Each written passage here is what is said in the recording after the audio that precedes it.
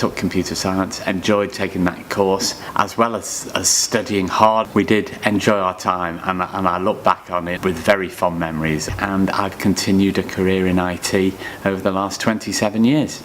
I was diagnosed back in May 2012, but I had the initial symptoms in November, 6 months earlier. I fainted in the office into the arms of one of my male business directors. People afterwards said, you could have fainted into the arms of someone a bit more attractive than him.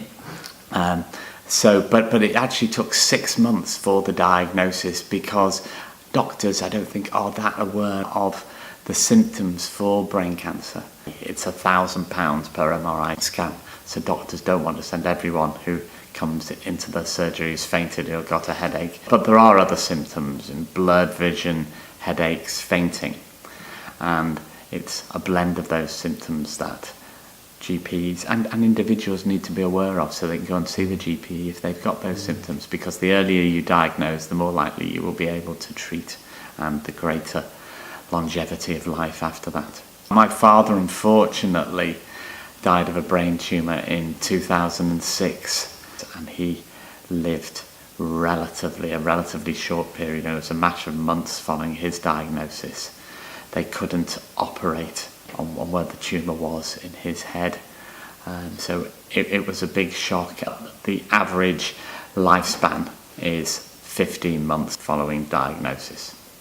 I have a marvellous wife and 2 daughters who are now 7 and 9, and it's difficult to explain to them the seriousness of the disease.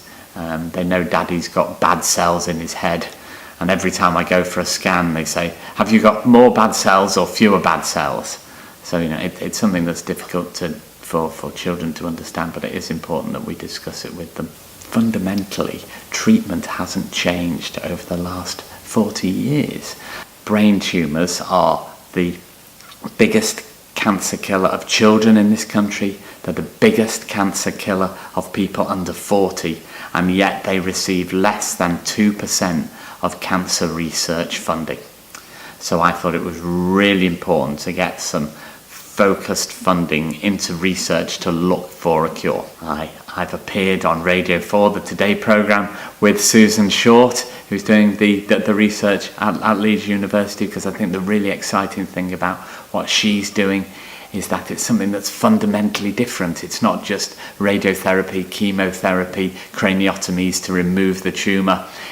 And so it's really exciting that the university is actually doing that piece of work. It's now 27 months since I was diagnosed.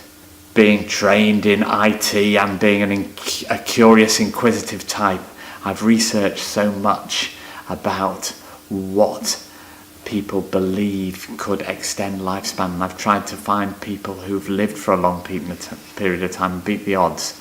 And one of the key things which I believe has assisted that is changing your diet. What you put into your body is the fuel of your body. If you put diesel into a petrol car, then it breaks down. So food and what you fuel your body with, I think, is important to actually not give the cancer the terrain to grow. So I'm now a vegetarian. I don't eat or drink any dairy products. There is a belief that animal protein is one of the potential causes. People 100 years ago didn't die of cancer as much as they do now. And 95% of what they used to have on their plate were vegetables. And cancer's not as prevalent in Mediterranean countries and Far Eastern countries. And again, they don't eat as much meat. They eat lots of vegetables, lots of fish. And also, unfortunately, I don't drink any alcohol. That's probably been the hardest thing to take on board. And vitamin D, a bit of sunshine is also good, which again is supportive of the reasoning why Far Eastern Mediterranean people survive longer. So get outside, enjoy the sunshine a little bit. Don't burn, but those key areas of vegetarian diet, no alcohol, and vitamin D, I'd say, as well as the good treatment. I've got great treatment through the Royal Marsden Hospital in Sutton. But those other areas I think have assisted my longer term survival.